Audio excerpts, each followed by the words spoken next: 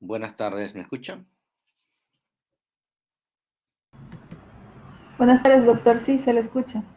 Buenas tardes. Yo soy el doctor Lenin Tapia, soy cirujano del Hospital Nacional 2 de Mayo, del servicio de coloproctología. Vamos a hoy día tener la clase de patología quirúrgica benigna de colon. Ante todo, las disculpas del caso por no haber podido dictar el día de ayer que me tocaba. Por motivos de guardia no pude dictarlo. Hoy día vamos a tratar de subsanar esto, ¿no? Entonces, hoy día vamos a ver patología quirúrgica benigna de colon. Para entender la patología, como en todo, ya que ustedes seguramente están avanzando en sus cursos, debemos partir de una base básica, anatómica, fisiológica, para entender las patologías, ¿no? La patología no es más que el desorden, el trastorno de estas entidades normales. Entonces hay que tenerlo, hay que darle un sustento embriológico, anatómico y fisiológico para poder entender las patologías benignas, en este caso del colon, ¿no? Sabemos nosotros que el tubo digestivo inicia la formación a la cuarta semana. El intestino deriva del endodermo, el cual se divide en tres segmentos: un intestino anterior, medio y caudal. El intestino medio forma el intestino delgado, colon ascendente y el colon transverso proximal. Y el intestino distal o caudal forman el colon transverso distal que queda, el colon descendente recto y ano proximal. El conducto anal distal se deriva del ectodermo. Como vemos, el colon tiene doble embriología. Eh, Tiene un origen endodérmico y un origen ectodérmico, ¿no? La línea dentada, la línea pectínea, es la que va a dividir este intestino caudal endodérmico del conducto anal distal ectodérmico, ¿no? Ya ahí hay una diferencia, y ahí podemos ver las distintas patologías que nosotros podemos encontrar. Desde el punto de vista embriológico, también nosotros debemos saber que la rotación del intestino empieza la octava, novena semana de gestación y es en sentido antihorario, ¿no? Antihorario. Por eso que el ciego se queda o está situada en la fosa ilíaca derecha. Hay fenómenos de malrotación que puede quedarse más arriba o puede pasar hacia la fosa ilíaca izquierda, dependiendo de la naturaleza de la malformación. Desde el punto de vista anatómico, el colon se extiende desde la válvula ileocecal, también llamado válvula de Bowing, hasta el ano. En términos anatómicos y funcionales, el colon se divide en colon, recto y conducto anal, ¿no? Realmente el colon, si bien es cierto, continúa con el recto, pero las patologías del recto son distintas, de la misma manera que el conducto anal. Ya sabemos nosotros desde el punto de vista anatómico que la pared del colon está formado por mucosa, submucosa, muscular y serosa. Sabemos que la muscular pues tiene su famoso cile, ¿no? Circular interna, longitudinal externa. Es necesario conocer esto para poder entender algunas patologías, ¿no?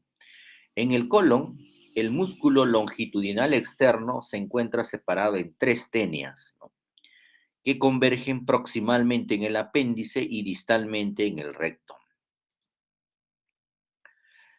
Algunas referencias anatómicas de importancia.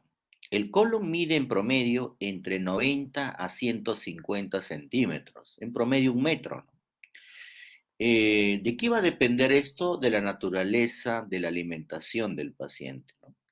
Será más pequeño, más corto, cuando su alimentación es a predominio de carbohidratos, de grasas saturadas, y será más largo cuando la alimentación es a predominio de fibras, como por ejemplo en los pobladores andinos, que son susceptibles a volvulos, ¿no?, sobre todo de sigmoides.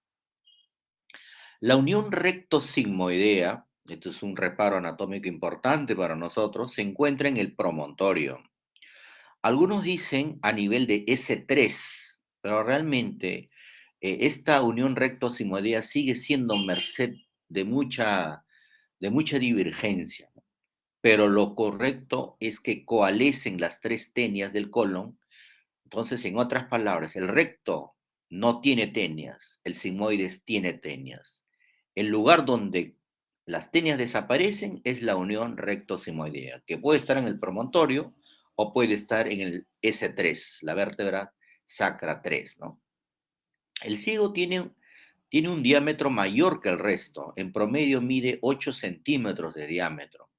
Tiene un músculo bien delgado, por lo que es vulnerable a perforaciones. Entonces, el punto más vulnerable a perforaciones colónicas es el ciego, porque su pared es bastante delgada.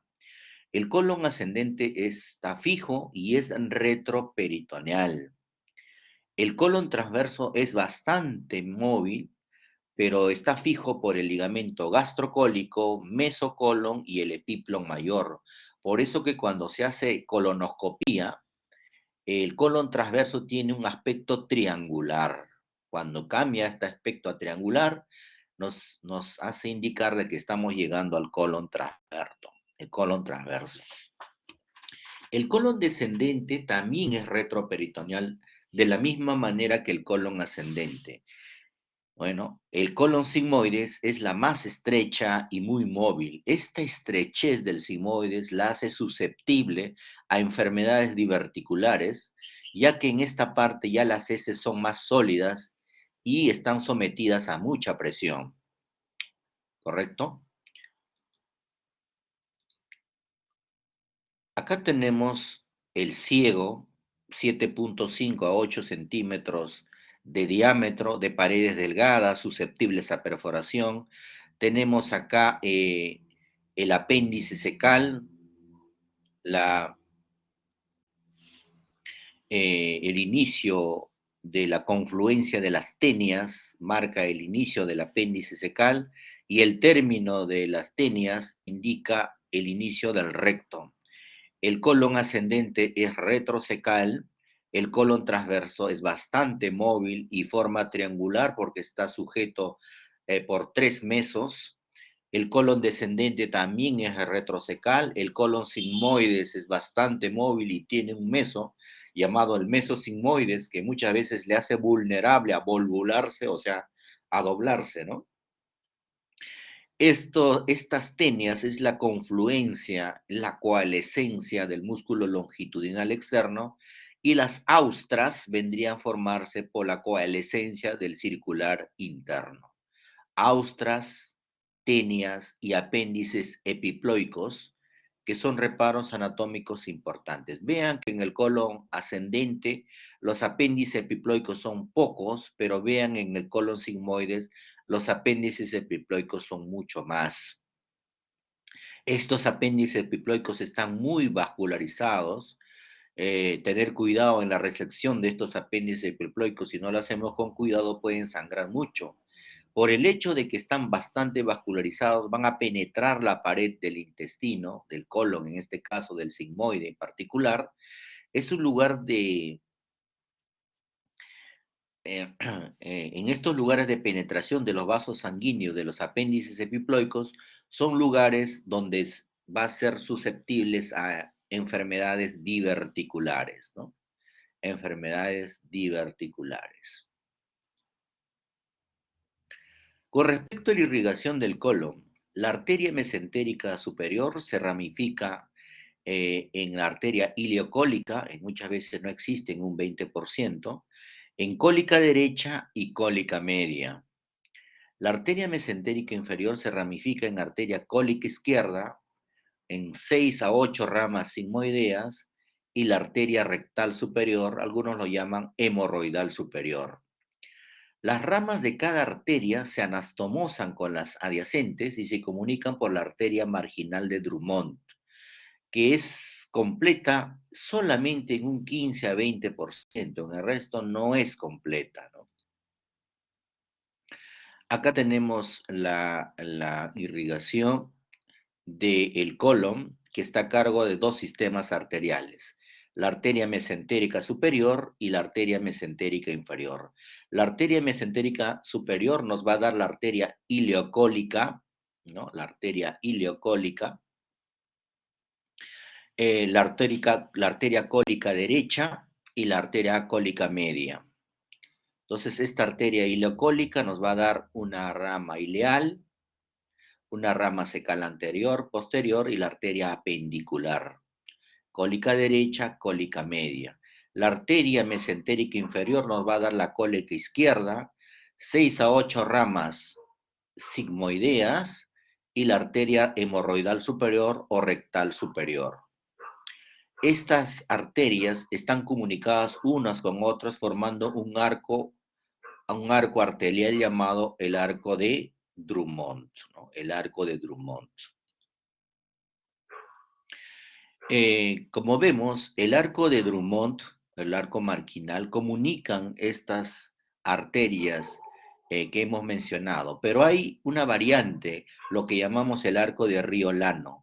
El arco de Riolano es la comunicación directa entre la mesentérica superior y la mesentérica inferior. No es, no es frecuente encontrar esta arteria, pero es necesario tenerlo en cuenta cuando hagamos disecciones de este órgano. Hay puntos críticos en cuanto a la vascularidad del colon. Uno de los puntos críticos es el área vascular de Treves, que está formado entre la última rama de la ileal y la rama ileal de la ileocólica. Los 20 últimos centímetros del ilio tiene una irrigación defectuosa, por eso hay que tener cuidado en hacer anastomosis en estos puntos, ya que puede fracasar las anastomosis a este nivel. Por eso se postula que debemos evitar hacer anastomosis ilio-ileal, o sea, término terminal, y más bien hacer ilio transversa o ilio ascendente. Otro punto crítico es el punto crítico de Sudet, ¿no? Que está formado por la tercera sigmoidea con la rectal superior.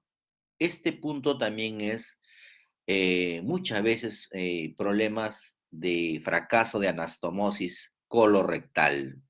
Cuando hacemos resecciones por enfermedad diverticular, por vólvulos, hacemos anastomosis colorectal primaria, término terminal, y si no tenemos en cuenta este punto crítico de SUDEC, corre el riesgo de hacer dehiscencia de anastomosis.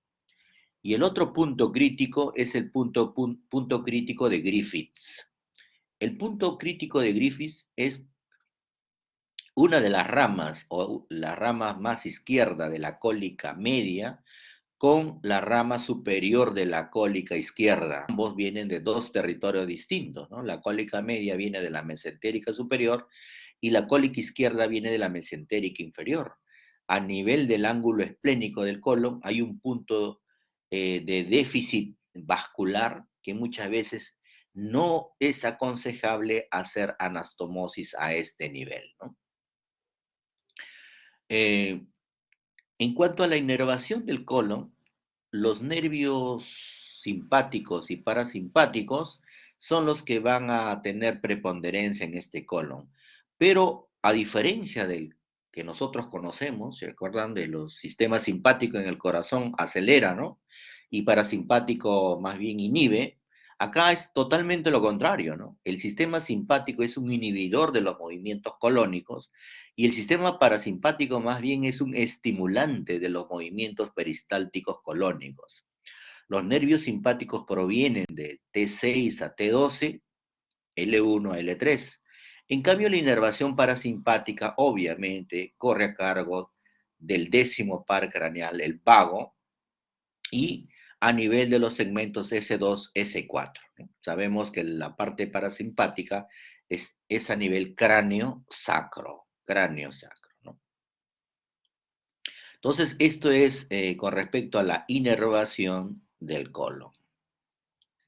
Con respecto a la fisiología del colon, ¿para qué sirve? ¿Cuál es la función del colon? Tiene tres funciones principales el colon. Uno es el intercambio de líquidos electrolitos. Si bien es cierto La mayoría de estos intercambios ocurre a nivel del intestino delgado, pero el colon también tiene una importancia preponderante, sobre todo en el colon ascendente, colon derecho. El 90% del agua del líquido ileal se absorbe en el colon, 1 a 2 litros, ¿no? El sodio también se absorbe por la bomba de sodio-potasio, el potasio se secreta a la luz del colon y el cloro se absorbe por mecanismos activos durante el intercambio cloro-bicarbonato. Entonces, primera función, la regulación hidroelectrolítica. La segunda función es la de formar ácidos grasos de cadena corta, que se producen por fermentación bacteriana de los carbohidratos. Estos ácidos grasos son fuentes de energía de los colonocitos, que son las células que van a formar el colon, ¿no? Para el transporte de sodio. La falta de fuente alimentaria de ácidos grasos de cadena corta o por ileostomía, cuando desfuncionalizas, ocasiona atrofia o inflamación de la mucosa. Tener presente esto, ¿no? No es que yo reseco y nada más, hay que tener cuidado en el manejo postoperatorio porque algunas funciones van a estar alteradas. Y la tercera función, tener en cuenta la microflora colónica y el gas intestinal. Sabemos que el 30% de las heces corresponde a bacterias, más o menos 10 a la 11 a 10 a la 12 bacterias por 1 gramo de heces, ¿no? Los anaerobios obviamente son los principales y de ellos los bacteroides son los preponderantes. De los aerobios, E. coli a la cabeza, por eso que los antibióticos a tener en cuenta en cualquier patología colónica tiene que incluir E. coli y bacteroides fragilis de cabeza, ¿no? Entonces, tener en cuenta eso. El gas que encontramos en el colon proviene del aire deglutido, pero también por difusión de la sangre o por producción intraluminal, ¿no? Entonces, tener en cuenta que hay gases a nivel del colon. Una de las funciones del colon que hay que tener en cuenta es la motilidad. Las contracciones intermitentes de amplitud baja ocurren en brotes y desplazan el contenido en sentido anterógrado y retrógrado. Las contracciones de amplitud alta suscitan movimientos en masa y siempre son de proximal a distal. Esto va a generar el reflejo de la defecación. La distensión del recto causa relajación refleja del esfínter interno, que permite que el contenido entre en contacto con el conducto anal. Este reflejo de muestreo hace que el epitelio sensorial diferencie lo sólido del gas. Y si no ocurre la defecación, el recto se relaja. A esto se denomina reflejo de acomodación. También tenemos el reflejo de la continencia. El músculo puborectal crea un cabestrillo alrededor del recto distal. El esfínter interno es el responsable del tono voluntario y el externo del tono voluntario, ¿no? Entonces el interno es involuntario y el esfínter externo es voluntario, porque nosotros podemos contener la continencia voluntariamente. También ayudan a esto los cojinetes hemorroidales, van a contribuir a esta continencia. Entonces tenemos las funciones del colon, ¿no? Función hidroelectrolítica, función de formación de ácidos grasos de cadena corta, formación de gases y los movimientos peristálticos colónicos.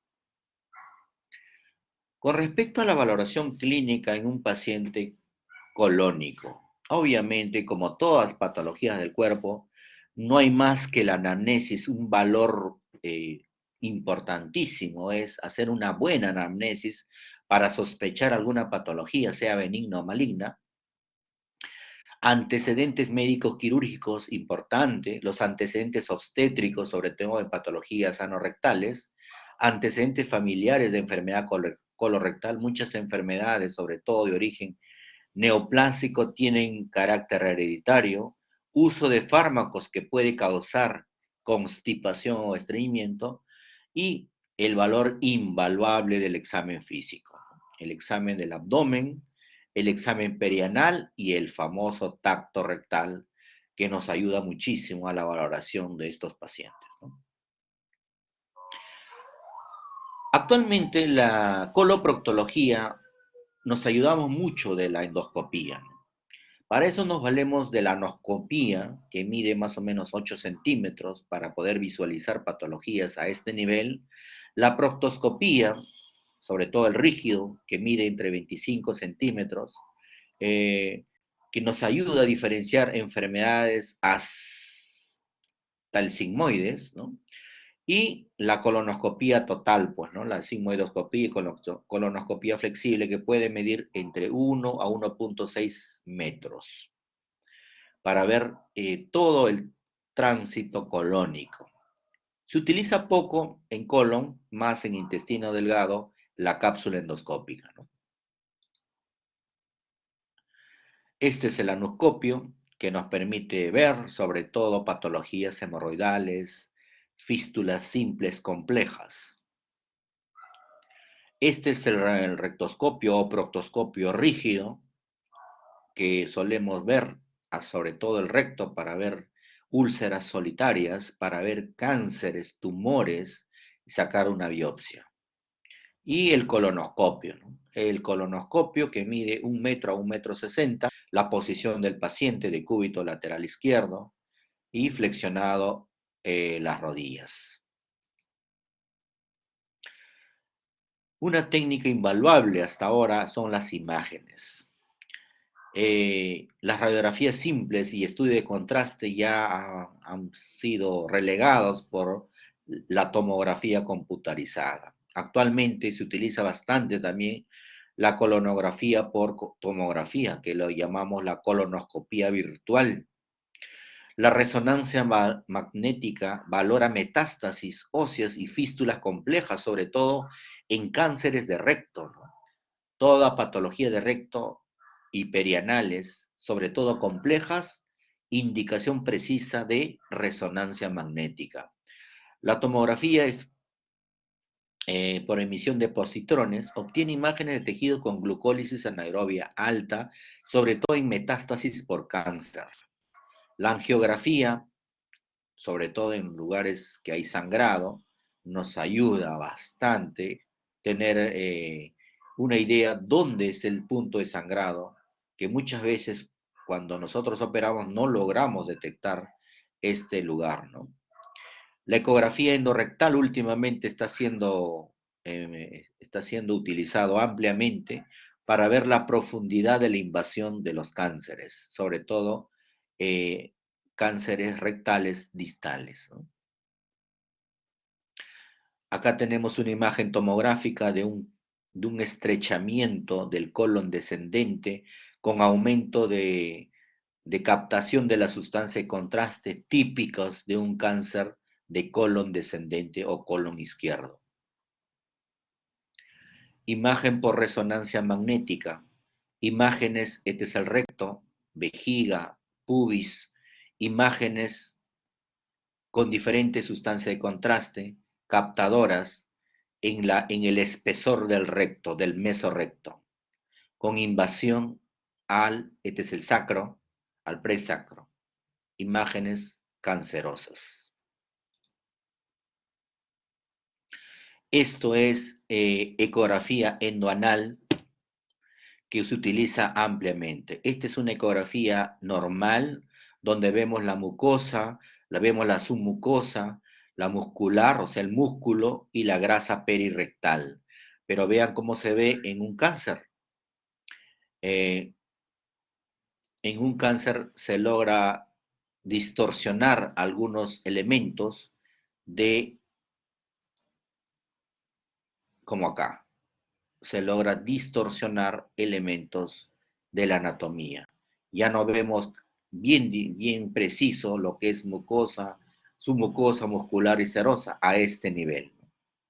Compromiso de casi todas las capas de la pared del colon rectal.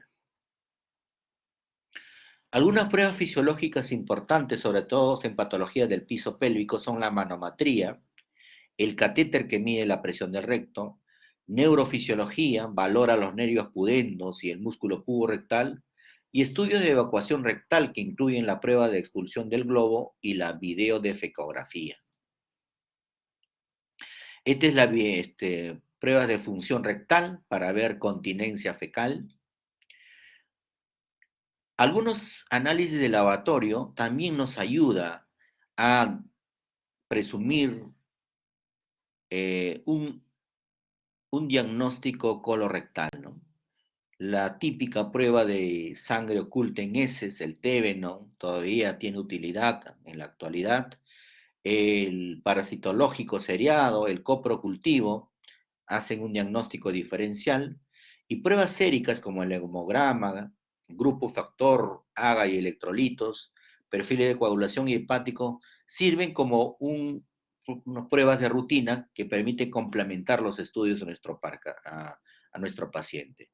El marcador tumoral por excelencia de las patologías quirúrgicas de colon es el antígeno carcino embrionario y algunas pruebas genéticas de poliposis adenomatosa familiar, ¿no? Que es necesario en algunos pacientes que tienen antecedentes fuertes de estas patologías, ¿no? Pruebas de marcadores tumorales, el CEA y un poco menos el CA19-9 es el marcador tumoral más utilizado para el seguimiento de patologías neoplásicas en cáncer de colon, sobre todo. Valorar algunos síntomas como el dolor abdominal, obstrucción, inflamación, perforación o isquemia, dolor pélvico, tenesmo, dolor cíclico, dolor anorrectal, fisuras, abscesos. Todas estas patologías tienen unas características en cuanto a su dolor. Otro de los signos que podemos valorar es la hemorragia digestiva baja, el HDB, que puede deberse tan simple probablemente por un hemorroides o puede ser por cánceres, puede ser por enfermedad diverticular, por úlceras rectales solitarias, por enfermedades inflamatorias intestinales, etcétera, etcétera, ¿no?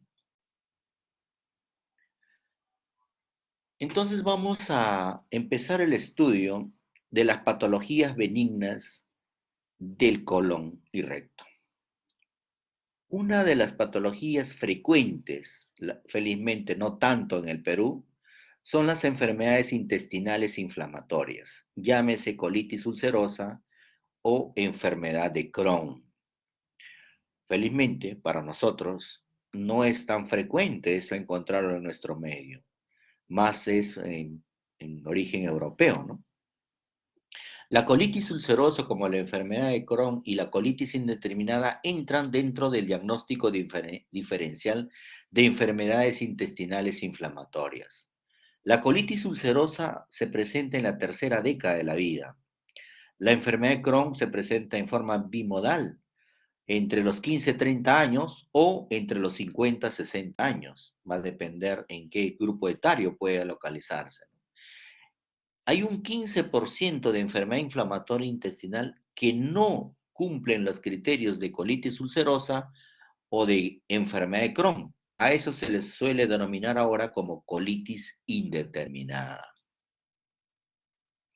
¿Cuál es la causa de la enfermedad inflamatoria intestinal, sea colitis ulcerosa o sea enfermedad de Crohn? Realmente no está determinado contundentemente cuál es el factor etiológico.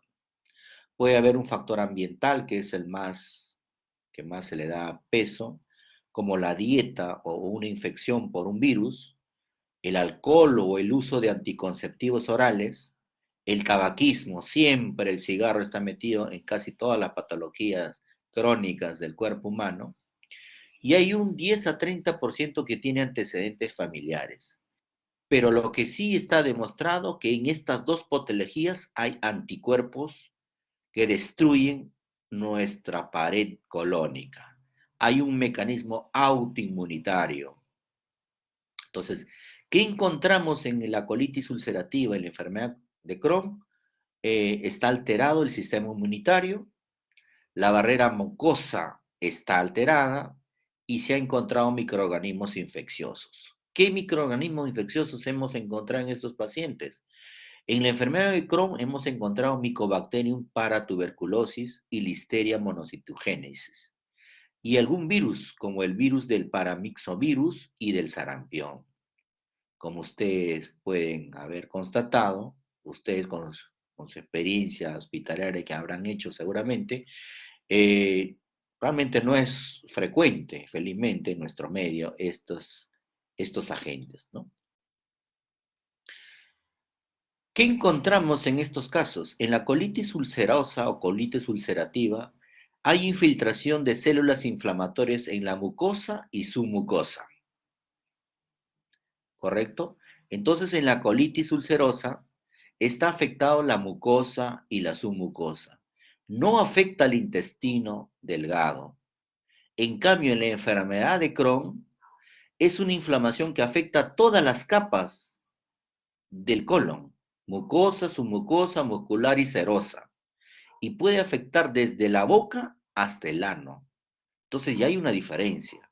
Y esta diferencia lo podemos solamente diagnosticar con colonoscopía o endoscopía y sacar una biopsia, ¿no?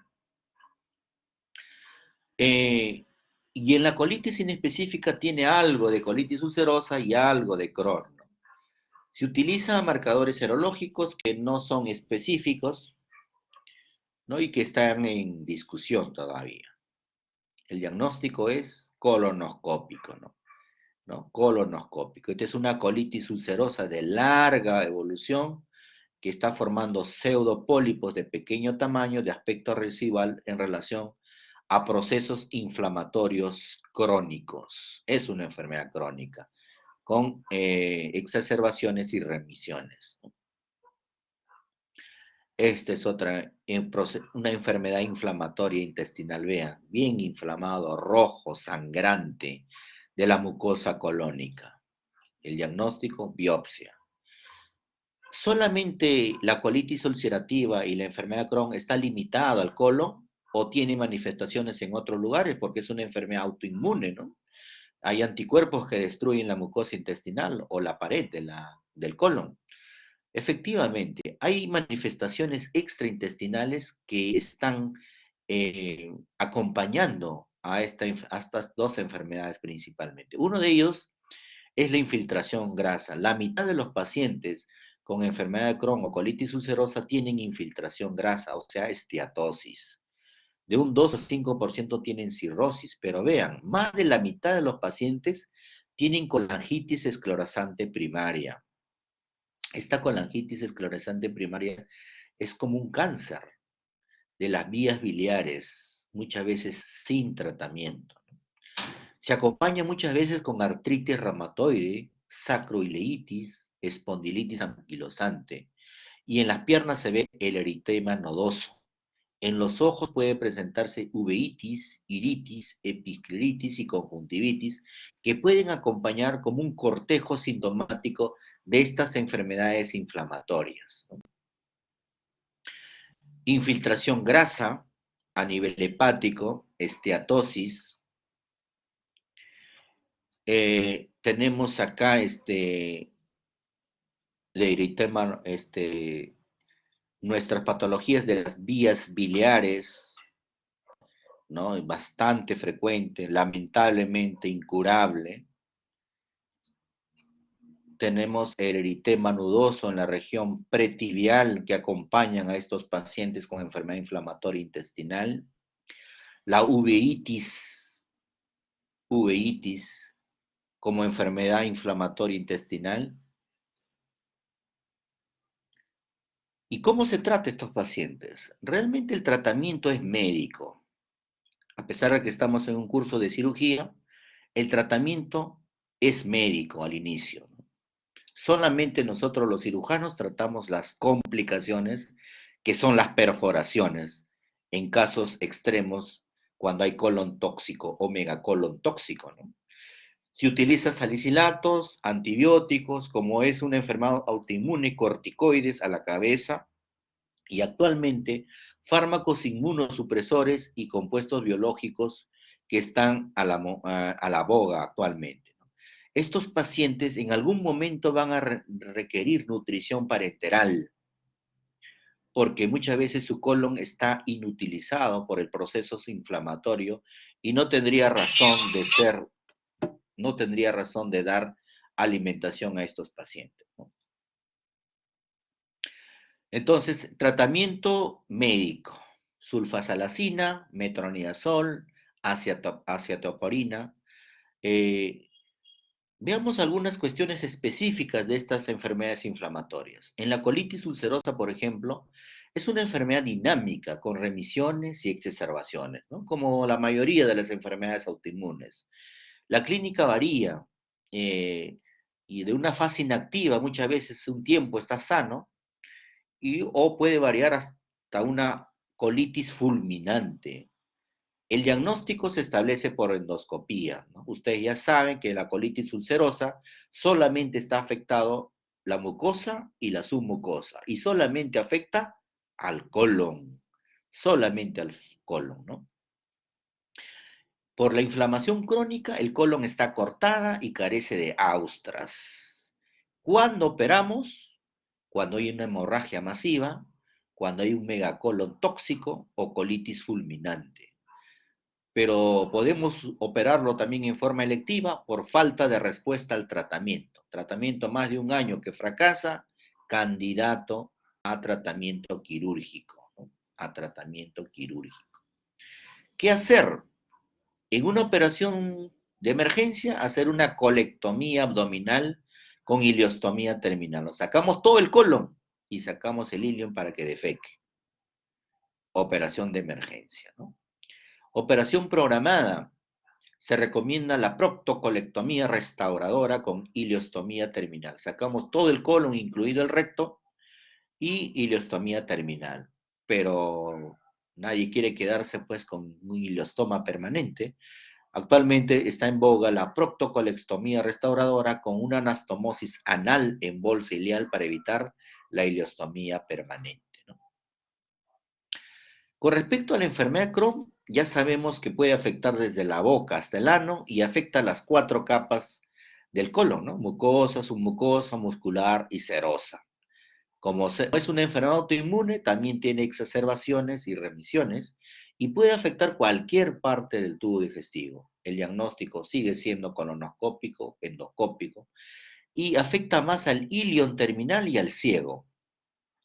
La enfermedad perianal también se puede manifestar por fístulas y abscesos anales complejos. Cuando operamos, similar a la colitis ulcerosa, cuando hay un proceso inflamatorio complejo, con fístulas, abscesos, ¿no? O resecar el segmento dañado.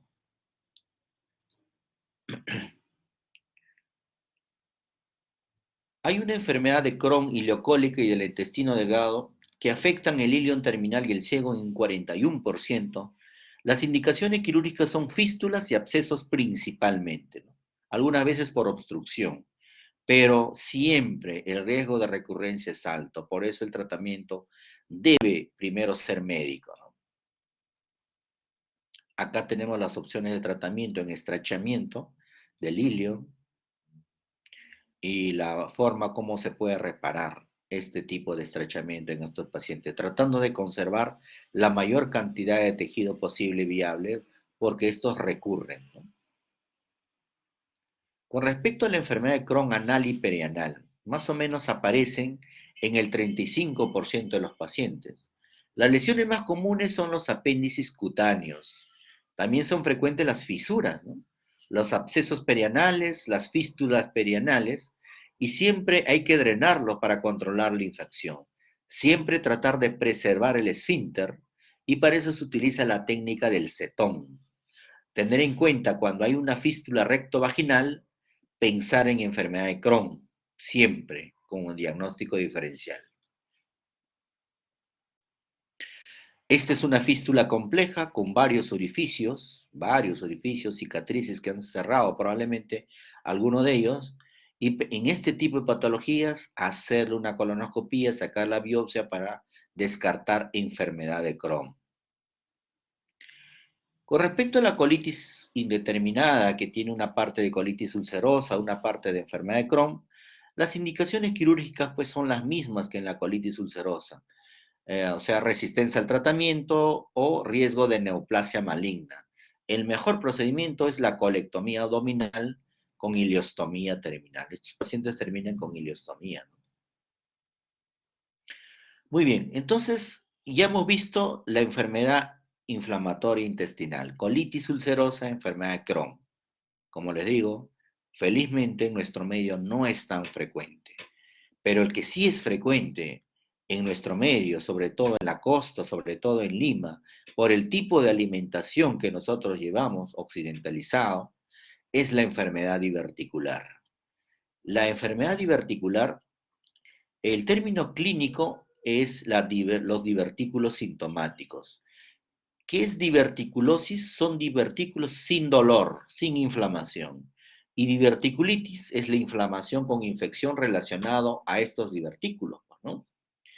En el colon, lo que va a producir esta enfermedad diverticular son los divertículos falsos, en donde solo va a herniarse o va a protruir la mucosa y la submucosa a través de las tenias. ¿En qué puntos? En los puntos que penetran los vasos principales. Son divertículos por pulsión, por una presión intraluminal alto. Por eso que esta enfermedad diverticular es frecuente en personas que sufren de estreñimiento. Los divertículos verdaderos realmente no son propios de la enfermedad diverticular, ¿no? Que comprenden todas las capas y son raros, y cuando se presentan son congénitos, son divertículos congénitos. Esta enfermedad diverticular se ha asociado a la falta de fibra dietética, que produce heces pequeñas que necesitan una tensión intraluminal alta para impulsarse, ¿no? Entonces hay que comer bastantes fibras para evitar este tipo de enfermedad. ¿Dónde se presenta mayoritariamente? En el 52% es en el sigmoides, el 30% en el colon descendente. Vean, entre el descendente y el sigmoide está el 80% de la enfermedad diverticular, pero también hay en el transverso, descendente y en el ciego.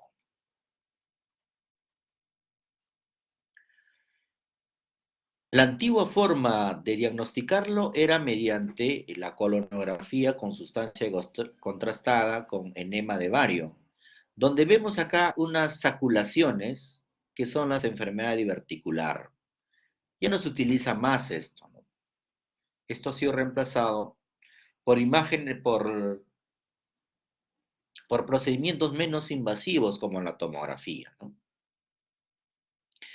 Pacientes con enfermedad diverticular, muchos gastroenterólogos se rehúsan a hacer colonoscopía porque como ellos insuflan aire, pueden perforar un divertículo y producir una peritonitis, un Hinchey 3, ¿no? Esta es la imagen que se logra ver mediante un colonoscopio, agujeros que son herniaciones de la mucosa y submucosa en la pared colónica.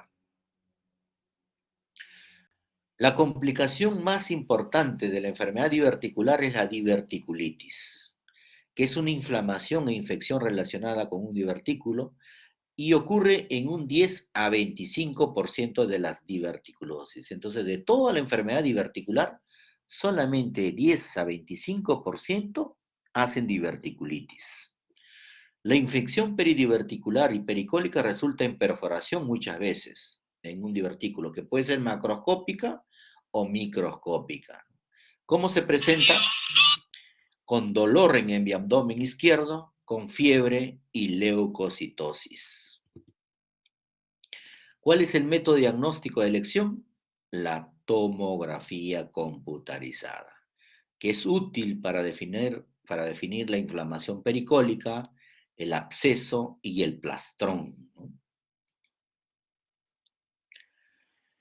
Hay diverticulitis sin complicaciones, hay que tratarlo médicamente, ¿no? Se caracteriza por dolor e hipersensibilidad en cuadrante inferior izquierdo. Necesariamente hay que tomarle una tomografía para constatar el engrosamiento de la pared del colon y ver el plastrón. Su manejo puede ser ambulatorio con antibióticos orales por 7 a 10 días, sobre todo quinolonas, ciprofloxacina o levofloxacina. Si el dolor es intenso, con hipersensibilidad, fiebre y leucocitosis, se debe hospitalizar y hay que iniciar antibióticos parenterales y dejarlo en NPO, en reposo intestinal, por 3 días. Si no mejora, pensar en absceso y hay que drenarlo, ¿no? Vean, más del 70%, ¿no? Entre 50 y 70% ya no sufre más estos cuadros. En algunos se recomienda la colectomía sigmoidea programada después del segundo episodio. O sea, de un primer episodio solamente se opera en casos de emergencia. Si no, no es necesario. Pero cuando ya tengan un segundo episodio, ahí sí, piensen, programen su operación, ¿no? Programen su operación. Acá tenemos una diverticulitis, inflamación de los orificios diverticulares. Y acá tenemos una imagen de un absceso, imágenes abscesos pericolónicos. Estas bolitas negras son enfermedades, son divertículos que se están perforando, ¿no? Este probablemente es un Hinchey 2B. Hinchey 2B.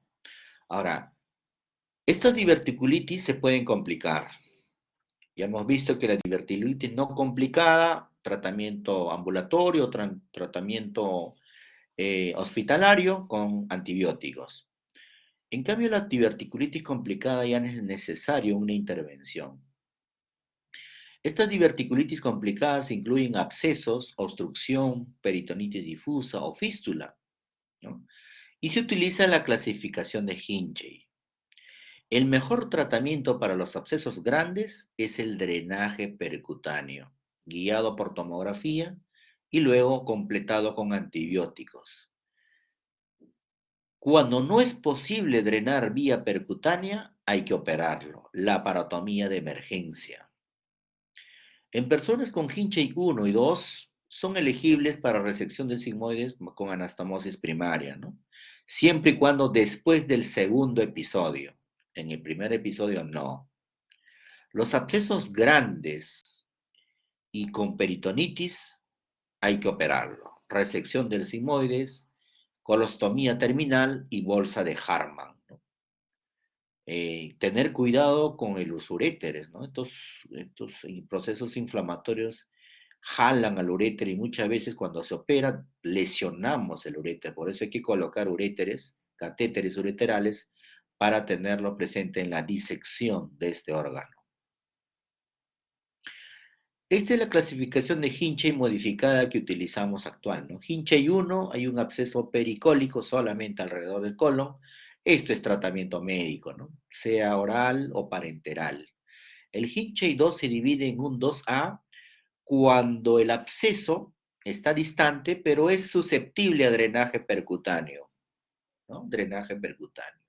El Hinchey 2B es un absceso complejo, pero está asociado a una fístula colovaginal, colovesical, colocutánea. Hinchey 3 es una peritonitis generalizada purulenta y un Hinchey 4 una peritonitis fecal. Obviamente Hinchey 3 y 4 es cirugía de emergencia, ahí nada de drenaje, ¿no? Cirugía de emergencia. Un Hinchey 1, un absceso pericolónico. Un Hinchey 2, el absceso no está alrededor del colon, sino más lejano, pero susceptible a drenaje percutáneo. Un Hinchey 3, una peritonitis, vean, pus purulenta, ¿no? Hinchey 3, peritonitis purulenta. Y Hinchey 4 es una peritonitis fecaloidea, ¿no? Una de las complicaciones de la enfermedad diverticular es la hemorragia, y esto se debe a la erosión de la arteriola peridiverticular. Realmente casi la mayoría se detiene en forma espontánea. Obviamente hay que reanimar con soluciones cristaloides, coloides o con sangre, ¿no? Es bien difícil identificar el punto sangrado porque es un proceso inflamatorio bastante devastador. Para eso utilizamos la angiografía, que muchas veces no diagnostica, pero también puede tratarlo en forma de, eh, en forma angiográfica. Y si no, y si no logra controlarlo, pero ya ubicamos el punto de sangrado, la parotomía, ¿no? La parotomía. Realmente los divertículos gigantes de colon son raros. Aparecen en el lado antimesentérico del colon sigmoides y obviamente el tratamiento es resecar el colon afectado y el divertículo junto a ellos, ¿no? ¿Habrá divertículos en el lado derecho? Sí, ¿no? Rara vez, pero hay. Se presentan no en ancianos como en el colon izquierdo, sino en jóvenes y de ascendencia asiática. No tienen síntomas, pero cuando hay síntomas se confunde con una apendicitis aguda, pues, ¿no? Y solo se confirma en sala de operaciones. Obviamente, acá el tratamiento es la resección iliocecal, ¿no? Iliocecal. Ahora vamos a ver otras patologías colorectales benignas, ¿no? Como el síndrome de la úlcera rectal solitaria. Probablemente ustedes han escuchado poco de esto, pero sí se presenta, ¿no? Esto se vincula con intussuscepción interna. Los síntomas son dolor, hemorragia, exudado de moco y obstrucción de la desembocadura. Muchas veces son más de una úlcera en el recto distal donde se presenta. Se presenta en el recto distal y en su pared anterior. Ahí se presenta más este síndrome de la úlcera rectal solitaria. Siempre hay que realizar manometría anorrectal, defecografía y colonoscopía. La biopsia es obligatoria para descartar cáncer o infección por citomegalovirus, sobre todo en pacientes inmunodeprimidos. La mayoría no requiere tratamiento quirúrgico. Con dieta rica en fibras, evitar los esfuerzos defecatorios, laxantes, enemas, con esto mejoran. Pero si fracasa el tratamiento médico, la opción quirúrgica es la reparación abdominal perianal del prolapso, ¿no? Esa es la úlcera rectal solitaria. Tercio distal del recto en su cara anterior o en su pared anterior. Otra patología benigna, típico del poblador andino, probablemente ustedes van a hacer su serum en una parte de la sierra, algunos, se van a enfrentar con estas patologías, que es el vólvulo sigmoide, que es el más frecuente. Se presenta cuando hay torsión de un segmento del colon lleno con aire sobre su mesenterio. El 90% de los casos afecta al sigmoides. Algunas veces el ciego, otros el colon transverso, mucho menos frecuente. Se puede reducir espontáneamente, pero la mayoría causa obstrucción y es necesario operarlo.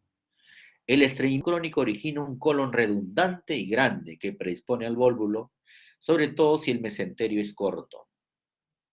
Los síntomas son típicos de una obstrucción intestinal, ¿no? Distensión abdominal, náuseas y vómitos, dolor, fiebre y leucocitosis.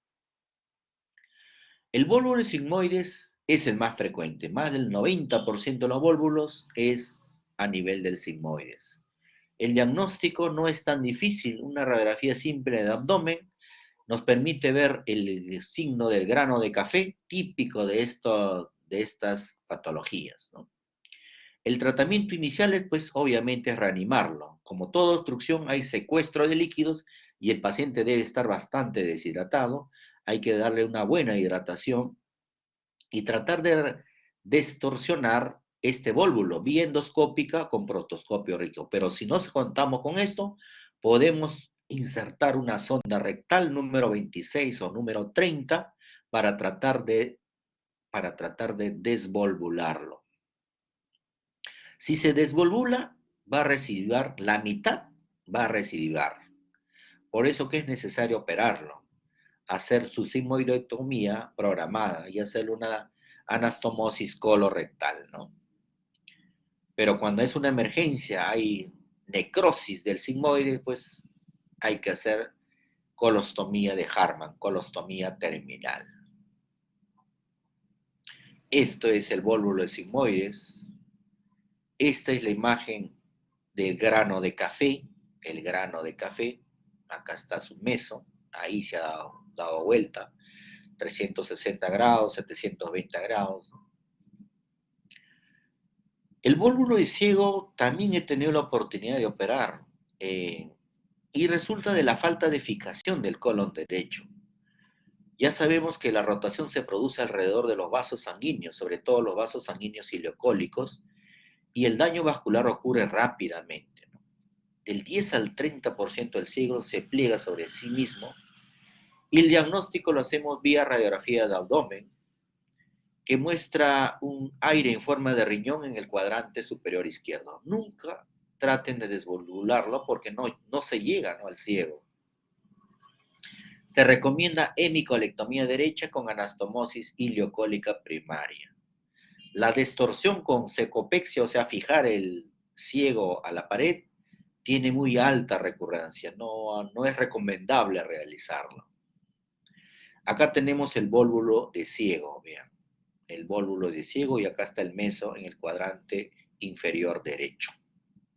Vólvulo de ciego. El vólvulo de transverso es sumamente raro, ¿no? Se debe a la falta de fijación del colon y el estreñimiento crónico lo predispone. El aspecto radiográfico es similar al vólvulo de sigmoides, ¿no? Hay veces podemos distorsionarlo, desvolvularlo, pero la mayoría terminan en laparotomía exploratoria, ¿no? Acá tenemos un vólvulo de sigmoides parecidísimo, perdón, vólvulo de transverso, parecidísimo a un vólvulo de sigmoides, ¿no? Solo lo podemos comprobar intrasoft. Una patología comúnmente, últimamente vista, sobre todo cuando se usa demasiado inotrópicos, es el megacolon tóxico. El megacolon se refiere a un colon alargado y dilatado de manera crónica, ¿no? El grado de megacolon se vincula con la duración de la obstrucción. Hay un megacolon congénico que se llama la enfermedad de Hirschsprung, y esto se debe pues a que una parte del colon no está inervado, por lo tanto no va a tener los movimientos peristálticos que se necesitan, ¿no? Como resultado, falta de relajación y causa obstrucción funcional. Se dilata en forma progresiva el intestino proximal, hay que resecar este segmento agangliónico y con esto se cura, ¿no? Pero esto no es lo que vemos nosotros en los adultos. En los adultos vemos lo megacolon adquirido, que en Brasil se ve mucho la enfermedad de Chagas, o acá en nuestro medio vemos estreñimiento crónico, o los secundarios a los usuarios de fármacos anticolinérgicos, o los que sufren neuropatías como la paraplegia, el polio, la esclerosis lateral, la esclerosis, ¿no? La mielitis, puede ser necesario ileostomía y colectomía subtotal con anastomosis iliorectal, ¿no? Entonces, en estreñimiento, la operación es grande, ¿no? Entonces hay que primero optar por el tratamiento médico, no quirúrgico. Esta es una ganglionosis de una parte del colon. Esta patología se confunde mucho con una obstrucción colónica, que es el síndrome de Ogilvy. No es quirúrgico, pero muchos de nosotros hemos entrado a operar como una probable obstrucción de colon. Es un trastorno funcional en la cual se dilata de forma masiva el colon sin una obstrucción mecánica. Se observa en quienes, en pacientes hospitalizados y los que usan narcóticos, ¿no? Midazolam, bueno, tramadol, morfina, petidina, los que están postrados en cama y que tienen comorbilidades.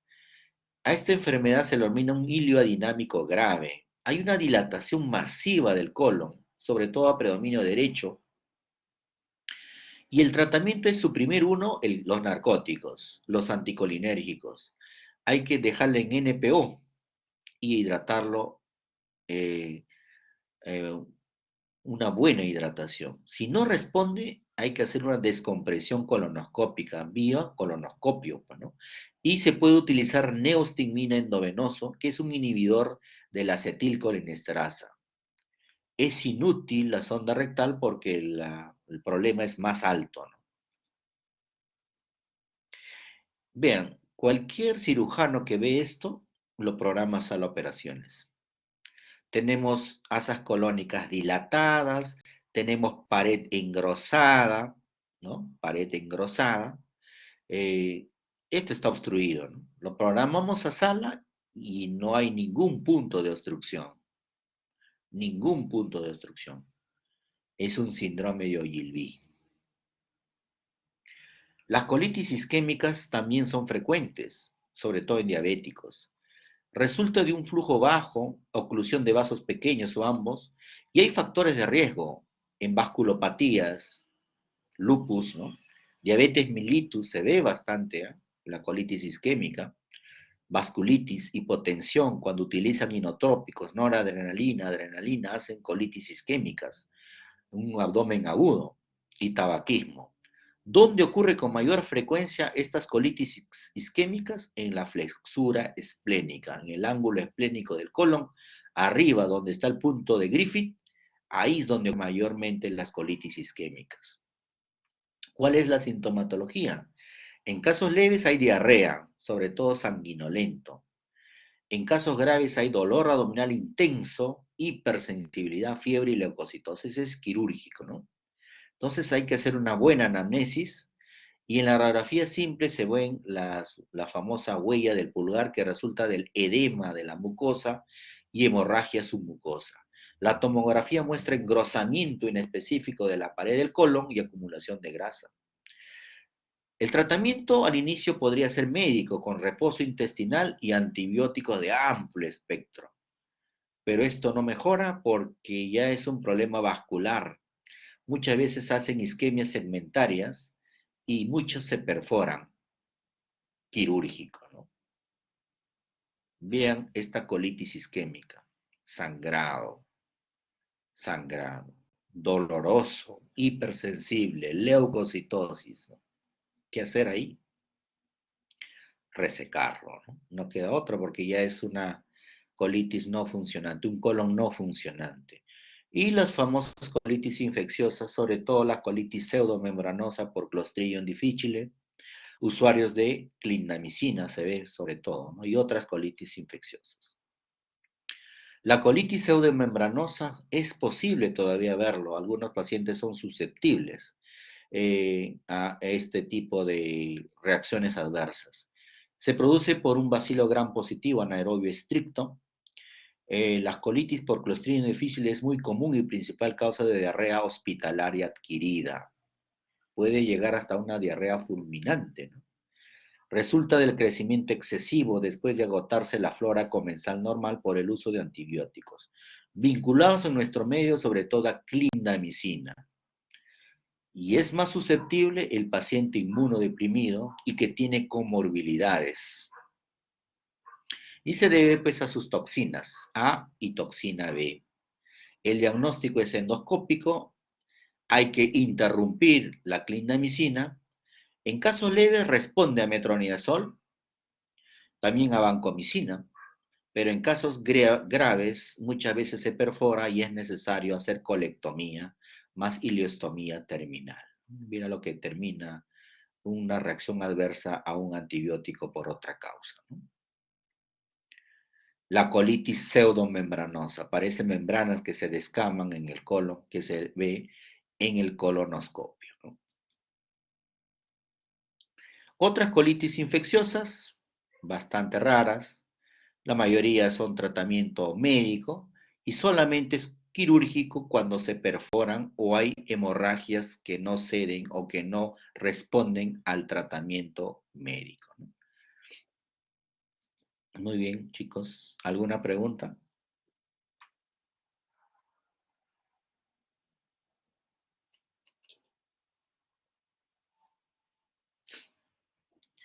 Si no hay más preguntas, le dejo la diapo a la delegada para que puedan repasar otra vez eh, esta clase.